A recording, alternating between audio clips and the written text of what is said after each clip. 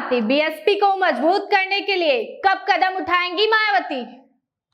नमस्कार, मैं माही Tripathi, wisdom news में आपका स्वागत है। आपको बता दें, राजनीतिक महत्व के हिसाब से देश का बाहुबली सूबा उत्तर प्रदेश हाल ही में उत्सव करके निपटा है। जी हाँ, लोकतांत्रिक उत्सव, गांव, शहर और नगर की सरकार चुनने का। जनता ने वोट दिया, अलग अलग दलों के प्रत्याशी जीते और हारे, चुनाव खत्म।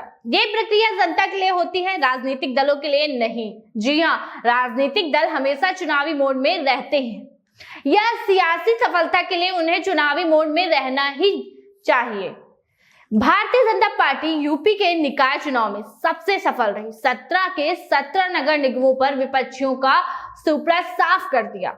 आज चुनाव खत्म हुए और कल से फिर पार्टी आने वाले चुनाव की तैयारी में जुट गई। पदाधिकारियों की बैठक हुई, जिन सीटों पर प्रदर्शन खराब रहा, ये सुधारने की दरकार थी, उनकी समीक्षा की गई। बैठक में सभी पदाधिकारियों को टास्क दिए गए। ये तय किया गया कि प्रधानमंत्री नरेंद्र मोदी और पार्टी का केंद्रीय नेतृत्व हर महीने यूपी का दौरा करेगा। वोटर्स के जिन समूहों तक पार्टी नहीं पहुंच सकी है, वहां तक पहुंच बनाने के प्लान तैयार किए गए। लेकिन इसी बीच बहुजन समाजवादी पार्टी का हाथी मदमस्त है और पार्टी की मुखिया मायावती सुस्त है। जी हाँ, प्रेस रिलीज की शुरुआत हुई। बीजेपी को कोसने के साथ बीएसपी ने आरोप लगाया है कि सत्ताधारी दल का सरकारी मशीनरी का दुरुपयोग करना चिंताजनक है। इस चुनौती के खिलाफ बैठक में बनाई गई रणनीति बताने की जगह पार्टी की तरफ से हमेशा ही इसी तरह की चुनौतियों का सामना करने की बात कहते हुए रोना सा रोया गया। जी हाँ, यहाँ ये भी कहा जा सकता है कि बीएसपी की समीक्षा बैठक के बाद जारी प्रेस रिलीज की शुरुआत में जो पंक्तियां हैं वो हूबहू बैठक के ठीक पहले 17 मई को मायावती द्वारा ट्वीट की जा चुकी है। समीक्षा में हार के बाद समीक्षा के लिए नए अल्फाज भी ना मिले, ये तो पार्टी के लिए चिंता की बात होनी चाहिए। जी हाँ, अपनी मुखिया के ट्वीट को दोहराने के बाद बीएसपी की रिलीज में बीजेपी के साथ सपा को भी कोसा गया।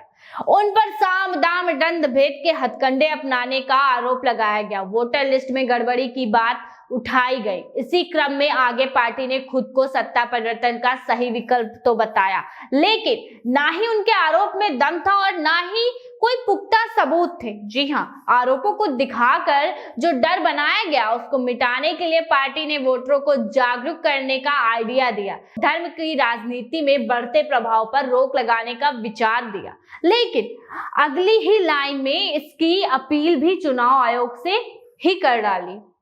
तो अब आपको बता दें, 7 अध्यक्ष और 116 सदस्यों की जीत से बदले सियासी समीकरण।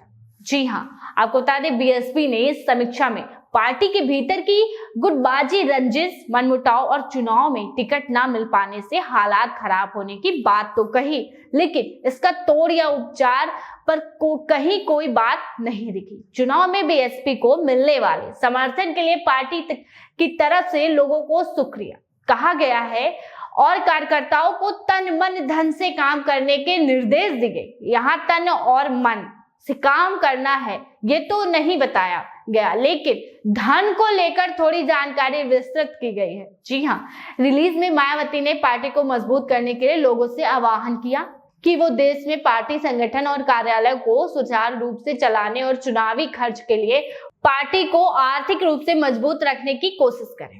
पहले लोकसभा फिर विधानसभा में गिरता प्रदर्शन, फिर लंबे अरसे के बाद राष्ट्रीय पार्टी का दर्जा छीना। जी, अब निकाय चुनाव में करारी हार, ये सभी चीजें देश के एक बड़े समुदाय का प्रतिनिधित्व करने का दावा करने वाली बहुजन समाजवादी पार्टी के सिकुड़ते जनाधार का प्रतिबिंब है।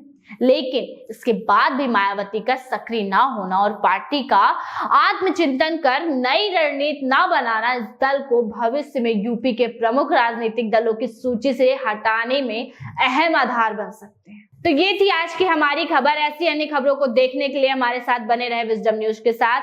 हमारे चैनल की टैगलाइन है, ना इधर ना उधर, सच की डगर। हम अपने टैगलाइन के आधार पर खबरों का विश्लेषण करते हैं और सटीक जानकारी आप तक पहुंचाने का पूरा प्रयास करते हैं।